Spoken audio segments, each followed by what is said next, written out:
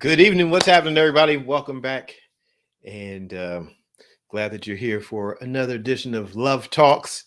And we're going to continue tonight. We're going to talk a little bit, a lot of bit about game, having relationship game. So it's good to be here. Good to just have some time to hang out tonight and talk about relationship game. And so, what I wanted to do, because we've been talking this week about the work of love and putting in the work of love and why it's important to look at work as a positive. So, what's happening, Jennifer? Good to see you. And so, I wanted to point out some things here that I had some couple illustrations that I wanted to show because when we talk about game, depending on your background, where you're from, kind of words you use, you may not even understand really what game is. So before I show you my little tools here that are for having relationship game, let's talk about game. What is game in a relationship? Okay. So game, as I use it, is going to be strategy. Okay. Simply, that's it. Like having strategy to help you accomplish a particular goal. That's what game is. You got to have some strategy. You got to have some game. So I grew up in a family where my mom would talk about this. And she would tell me, she was like, you have to have some game, son. You have to have some game. In other words, you have to have some strategy in order for me to make an impression on a girl and get her attention and get her to like me, had to have some game. And so my mom would talk to me about game, and she would talk to me about back in the day. Back in the day, guys were this way. They were gentlemen. They did this. They opened doors and they dressed a certain kind of way. And so growing up, I would hear my mom talk about game. I would see my dad model it. Right. So she would often point out to my dad, like, your dad, he always has some cologne, always smells good. He dresses nice. He wears a hat. My mom has a thing for hats. Right. So game, she was teaching me about having game. And so tonight I wanted to talk about game because this week we've been talking about work and the work of love. Right. So wanted to point out just something I was thinking about that can help as we go down this path of game. And so I want to show you some tools. All right. So I have this, which is just, spoon from the kitchen, have this pen, have this razor, right? Now, we're talking about game. Each of these different tools are tools that could be used for game. Each of these tools are tools that could be used for strategy. They can be used in your strategy. These are just examples. You can have your own. I'm sure you'll pick out your own. But strategy, when you have strategy, you begin looking around in your life to see how can I use what I have to make an impact on someone's life. A pen, just a common regular pen, is only a common regular pen until you start using it in your strategy and you say, okay, you know what I can do with this pen? With this pen, I can write a letter. With this pen, I can write a love note and stick it in someone's lunch. With this pen, I can write a note, stick it under someone's pillow. With this pen, I could sign a check and give it to someone. Strategy. You can use a pen. With this pen, right? So say you're in a relationship with someone and you've been thinking about being married or something like that, or one day you want to get married to somebody. You might take a pen, a simple pen like this, put it in a box, get a nice fancy pen, have it in a box. Just seems like a normal pen. But if you give it to someone as a gift and you say, you know what, I'm giving you this pen because I want this pen to be the pen that we use when we sign our marriage license. That's game. That's strategy. And it's also conveying a message of hope. It's giving a thought to a greater day. It's no longer just a pen. Now it's a promise. Right? Changes. When you have game, you can take something that is ordinary and make it an experience. I want to use this pen. So we sign our marriage license. Boom. It's a pen. What about this spoon? It's a spoon. Until you recognize that you could take this spoon, put some ribbon on it, hand it to somebody. Tell them that you want to stir up love with them. You want to stir up a relationship with them. It's a spoon. but it's more than a spoon when you decorate it or when you share it with someone and you put a story behind it. That's game, right? Simple things, simple, practical things that you can do in your life. If you just spark your creativity, you think about it a little bit, you can take something that is ordinary and make it extra special. Now, the razor, you're like, okay, well, what are you going to do with a razor? Shave someone's legs? Yeah, you could do that if somebody's going to let you, right? Like, if you're at that level, you think you're skilled enough, somebody's like, hey, I'll let you shave my legs. That's something. I've had people, like, can I shave your head? Ooh, okay. That's you're pushing it. But hey, that's an experience. You get to create a bonding experience. But one of the things here's how I use game strategy with the razor. I recognize this. I recognize that most of the time when we're in relationships with someone, right? Say we're married. Most of the time, most people, they put a lot of energy and effort into their waking up and going out. They go to work, they put themselves together, they look all dapper, they look all pretty, whatever it may be. They go out, they go to work. Prepare to look good. Cologne, perfume, looking good, going out to work. And then you come home, it's your casual time, and it seems like, the wheels just fall off the wagon, right? That's the time when people fall apart. They don't necessarily look their best, can get a little scruffy, right? Hair looks a little disheveled, right? Perhaps you're a person that, you put on a head scarf and you tie everything up at night, right? So think about it. A lot of our effort in going out, we look great. But our effort on the inside doesn't get the same effort. So what can happen in our relationships if we're not careful? If we put on a lot of attention in going out and we don't put that same attention in at home, it can convey that there isn't that same kind of care and value. Perhaps this is something to be aware of. So one of the things I thought about and I've implemented as a practice in my life is this. Instead of shaving at the beginning of the day, I always shave at the end. Before I get in the bed, I always shave. Right? I always shave. I shave my head, I shave my face. At the end of the night, when I take my shower, I shave at the end of the night. And the reason I do that is because I imagine if I'm in a relationship with someone, if I'm married and they're in the bed with me at the end of the night and I'm checking in, she reaches over, she rubs my face. I don't want her feeling the stubble. I would rather her feel the smoothness. Right now there's stubble, but I would rather her feel the smoothness. And saying like, I prepared myself to present myself to you at the end of the night. Same thing with me. Like, I like to take care of myself. I'm by myself. I'm gonna get in the bed by myself. But I want to take care of myself as I get in the bed for myself as well. I want to feel good about that. But I strategize this because I saw someone do it once. I saw a woman prepare herself for bed, but she didn't like shut everything down. She put it all together, and I thought it was incredible. And it forever changed my life. I was like, that was amazing. It was amazing that you just did that. Like, wow, that was incredible.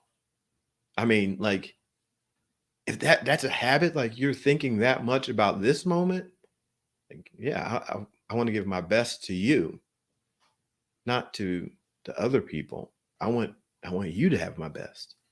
Like, wow. So it's just a thought. Yes, it seems a little contradictory, because you're thinking, I'm just going to sleep.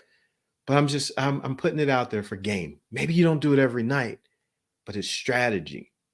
Strategy in our relationships. The same thing, you can apply game in any relationship that you have. I happen to be using more of a romantic tone tonight, but any relationship that you have, you can use game.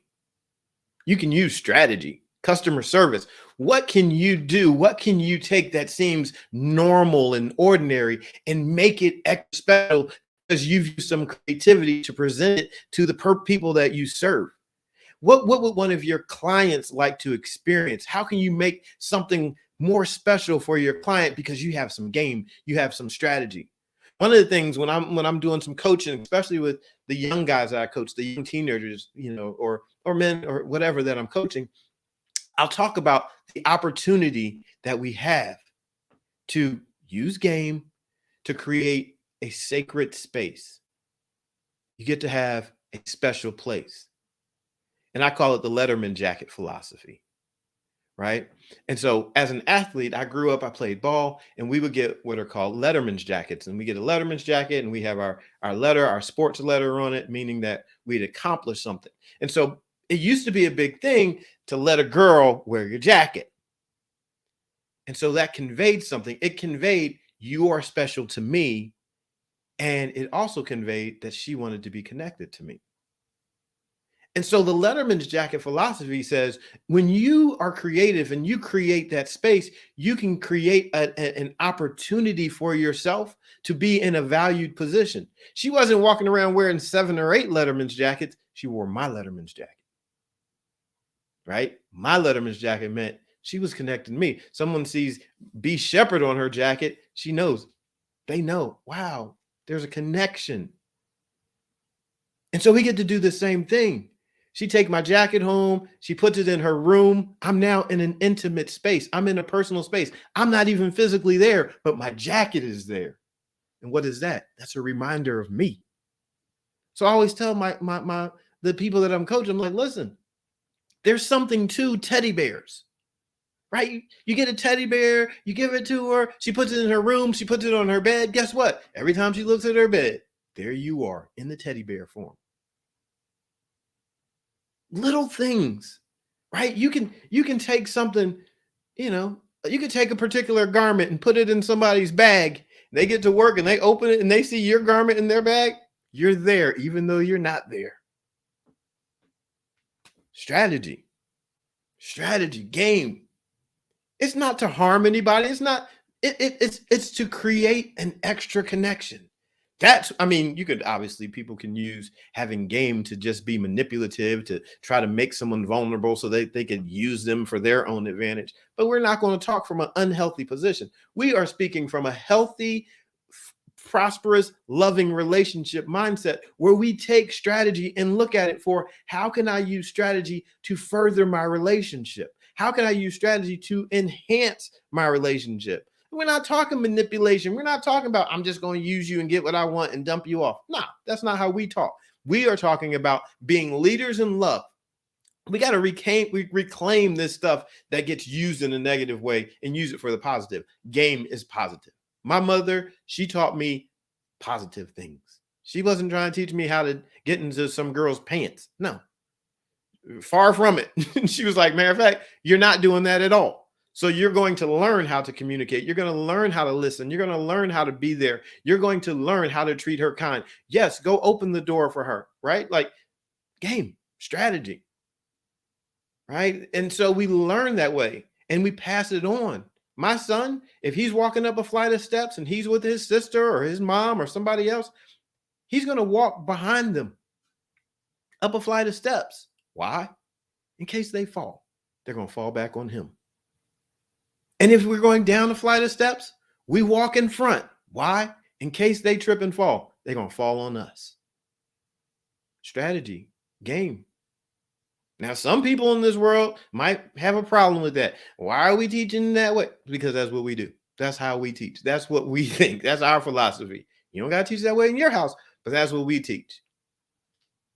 And so my daughters, he goes to open the door, they know they're going to stand there and let him open the door. Why? Because I'm teaching him how to be unselfish and create a space of value in their life where he's serving, he's thinking about them, their well-being, and them getting into the car. And then they get into the car and then they make sure that the door is unlocked for him and open for him. And boom, consideration. We're practicing considering the well-being of those that we're in relationship with. Oh, I understand that in this world today, people have so many problems with this kind of stuff. I'm gonna still teach it. I'm still gonna share it because we're working on a principle. Working on a principle. We're learning how to be considerate. We're learning how to have game. That, like I said, this isn't just a razor. This is a is a way for preparing to give someone an experience with my face and with my head. And it works because guess what? When I shave and I'm all smooth, and if I'm in a relationship and someone rubs my face, I like that. And if they rub my head and it feels so smooth, I like that. So my effort of caring to wanting to present something greater has now returned something favorable where I might be getting a head massage. Right? My little niece, when I shave, my little niece, when she feels my head, she likes to rub on my head when it's smooth. She doesn't rub on it as long if it's stubbly. But when it's smooth, she'll play with Uncle Brian's head. She'll just mess with it and she'll rub on my face. Relationships, game, strategy. I encourage you to have it. I encourage you to practice it. Take something, here's a little challenge for you. Take something that is common and ordinary in your life. See how you can make it special. See how you can use something that is common and ordinary to create a special place, to carve out an extra special place. Like I said, with this pen, and I had never even thought about this one before, not in terms of relationships, but take a pen and set it aside for something special. I did do this. When there was a pen, and one time I went and I did a public speaking event at my university. And they invited me in to speak at the college. And so I was there at the university and I was speaking. And at the end of this business seminar, they gave me a special pen. They gave me a pen and it was in a nice box. And so I was just like honored. I was like, wow, this is really cool getting to speak at my university. And then they presented me with this nice pen and had our insignia on it and all that. And I said that day, I was like, I'm going to use this pen when I sign my first contract. And so I took that pen and I set it aside and I didn't use it for signing anything else. So I'm going to use this pen when I sign my first contract. And so I set it aside and I was going through life, developing business and stuff like that. And then there's this moment that came after I've been developing the business, developing an idea, and I was developing this school. And we get to the table and my idea got presented and it's getting funded. And so I'm getting to sign this contract. It was a contract for more than $16 million. And I used that pen. That pen had been set aside for that moment. And I used that pen. Special. You can take something, even in your own life. See, that was game. That was strategy for me. It was me saying to myself, I believe that you are going to sign contracts. So we're going to set aside a pen to sign a contract. That was me telling myself, I believe. That had nothing to do with anyone else. So you can do the same thing for yourself, even if no one else, it's not always about just having game for someone else. Have game to encourage yourself. Set aside something special in your life. Perhaps, during the week, you have a plate or a bowl or something. You say, I'm going to eat dinner off of this plate, but I'm just going to be a nice dinner that I'm going to serve myself. Right? Set it aside. Have something sacred for you because you're worthy of it.